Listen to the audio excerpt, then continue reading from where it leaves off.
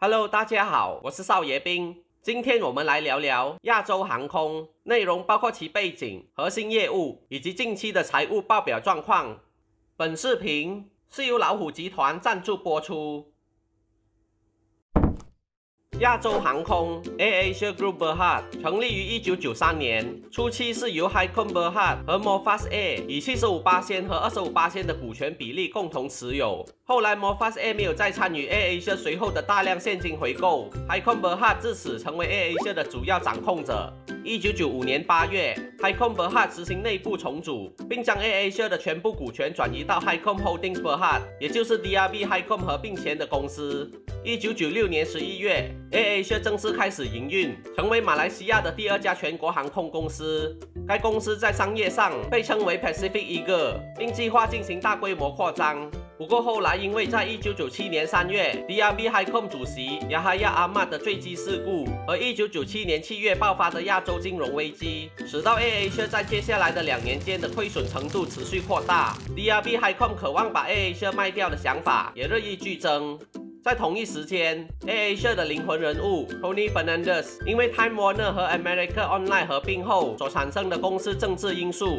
使到他决定辞去 Warner Music 东南亚分部副总裁的职位。后来在一趟伦敦的旅程中 ，Tony 无意间在电视中看到了 EasyJet 的创始人 Stelios， 感觉低成本航空的主意不错。随后 Tony 经由友人介绍，认识到了瑞安航空公司的前集团运营总监 Connor McCarthy， 便决定放手一搏，在马来西亚试着经营低成本航空公司，同时也拉拢了3个合作伙伴 Abdul Aziz、Kamaruddin 和 Dato' Bahamin 共同合作。2001年5月，在 Dato' Bahamin 的安排下，Tony 与时任首相敦马哈迪进行了会面，并期望获得在大马经营低成本航空的新执照。只不过，敦马哈迪给予了祝福，但同时表示不会颁发新的航空公司执照。于是 Tony 和其团队重新制定了新计划，选择了亏损连连的 AirAsia， 并在9月5日通过其公司 Tun Air Sdn Bhd 与 DRB Haicom 签署协议，以1令吉的价格购买 AirAsia 和其2架波音737飞机，以及承担大约4000万令吉的债务。同年12月 ，Tony 团队正式接管 AirAsia。1个月后 ，AirAsia 重新开张为低成本航空公司，以吉隆坡的枢纽机场为中心，开设了更多条新航线，并增加了飞机和新的国内航线。而公司所承担的债务也在几个月内还清了。随着公司转亏为盈 ，AirAsia 陆续推出各种促销价来吸引乘客，轻视先前独大的 Malaysia Airlines 的市场。2003年8月 ，AirAsia 成为世界上第1家引进 SMS 订票系统的航空公司。别笑哦，那时候的 SMS 可是顶尖的高科技系统来的。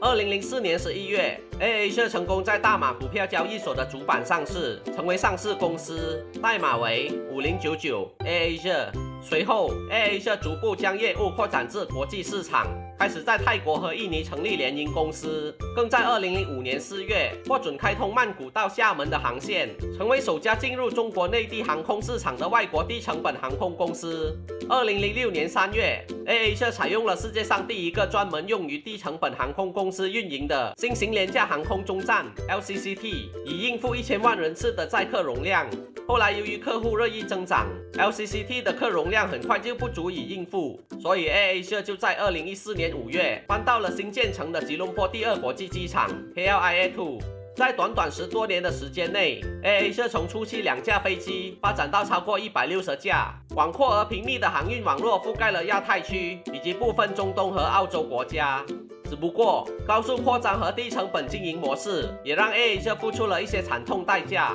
2014年年尾，一架从印尼飞往新加坡的 AirAsia 航班遭遇空难，被指出飞机的维修系统并不完善。这事故令到 AirAsia 的声誉一落千丈，其股价也一并滑落至历史低点。2020年2月 ，AirAsia 的2位负责人 Tony 和 Kamaruddin 因卷入空中客机贿赂丑闻而被迫停职。虽然事后经过独立调查显示，2人无违规行为而得以复职，算得上是大步坎过，但是随后陆续而来的就是新冠肺炎大流行。这种前所未见的全球性大流行，使到 AirAsia 的几乎所有飞机暂时停止飞行，只能一一停摆在机场，排排坐吃果果。疫情期间 ，AirAsia 的业务大受打击，附属航空公司被迫重组，还进行了裁员，并重新评估400多架飞机的订单。此外 ，AirAsia 也被迫迫关闭了在日本的业务，并出售了在印度业务的部分股权。不过 AirAsia 并未死而受挫，在2020年年尾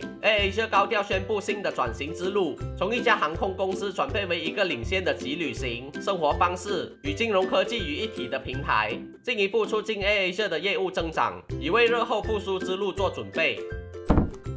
AirAsia 是马来西亚第2家国际航空公司，主要枢纽机场是 KLIA2。AirAsia 目前的核心业务主要分为航空业和非航空业。AirAsia 是马来西亚规模最大的航空公司，同时也是亚洲最大规模的低成本航空公司。作为一家低成本航空公司 ，AirAsia 要获取盈利，首先就需要做到高效的飞机使用率，也就是尽量让飞机持续飞行。所以 AirAsia 的飞机在地面上花费的周转时间比普通飞机要短1半以上，大约只需25分钟左右，并且每架飞机的使用率也达到每天12小时。AirAsia 的主要目的是将乘客从 A 地点带到去 B 地点，所以也不特别提供不必要的服务，例如没有免费的食物、饮料和指定座位、无机票航空、执行在线登机以及无法退款等等。AirAsia 所使用的客机是单一类型的飞机，这可以使到飞行员、乘务员、工程师、机械师和操作人员可以专门从事单一类型的飞机，无需为了不同类型的飞机而进行昂贵的人员再培训。AirAsia 往返的机场属于补助机场，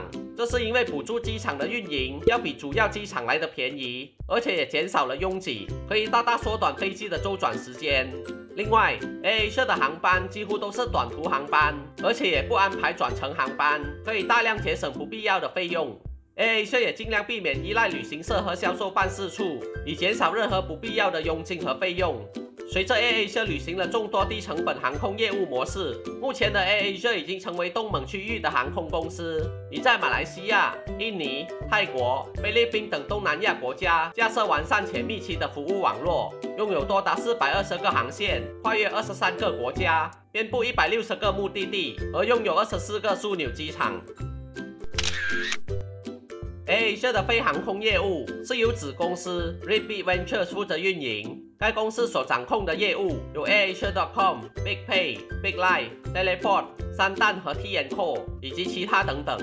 AirAsia 网站是一个航空网站，目前已经变成一个一站式旅游平台，提供全方位的旅游产品服务，其中包括全球机票、在线购物、美食外卖、金融科技、机票酒店和当地生鲜等等。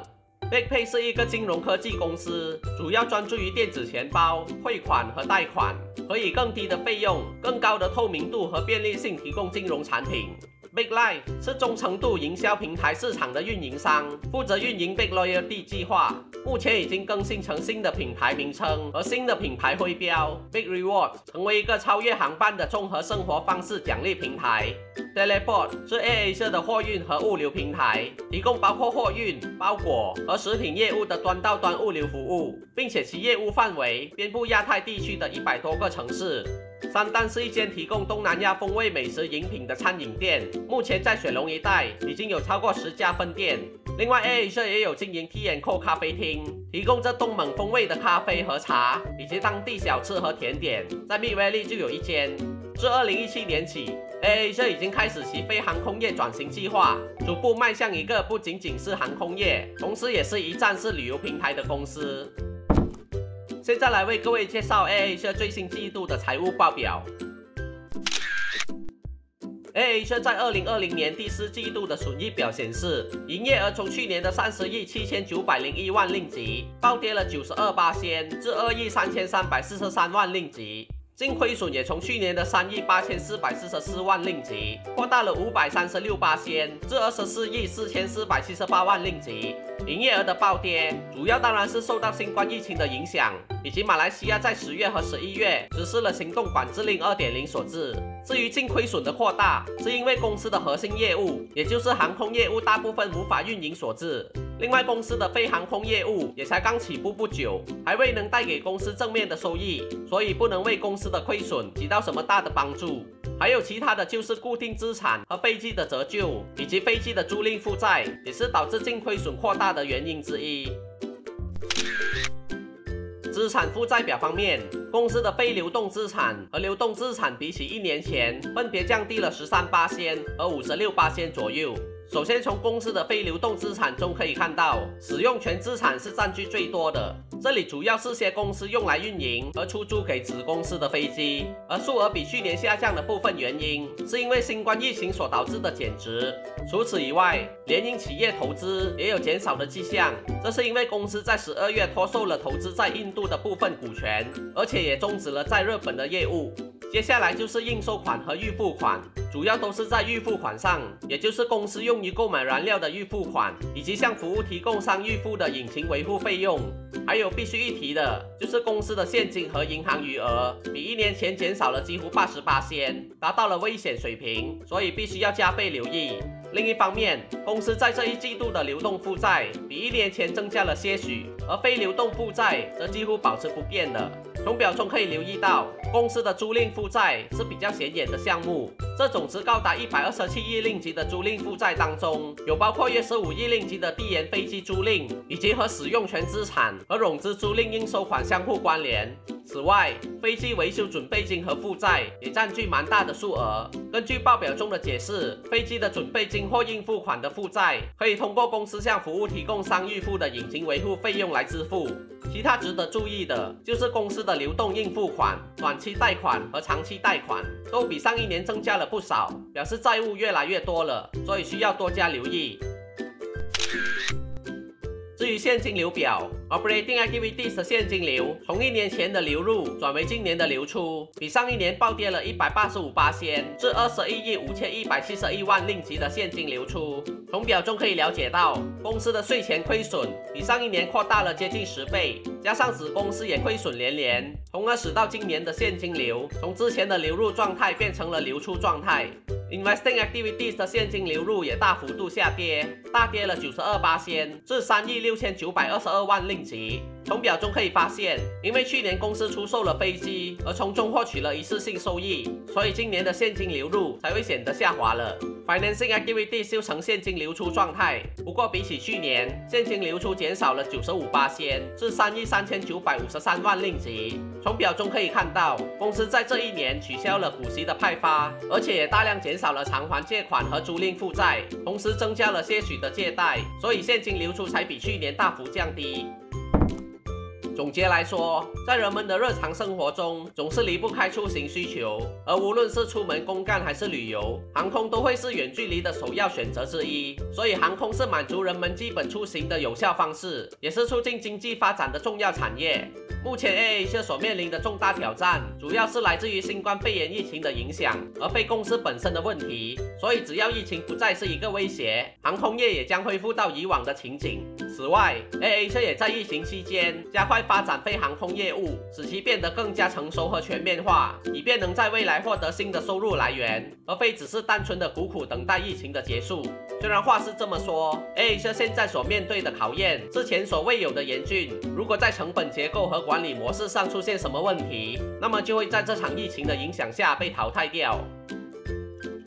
以上就是我今天要分享的影片。喜欢我这次的影片，请记得帮我点个喜欢。想要持续追踪我的话，也欢迎订阅我，或是到我的 Facebook 粉丝专页按赞。那我们下期再见啦，大家拜拜。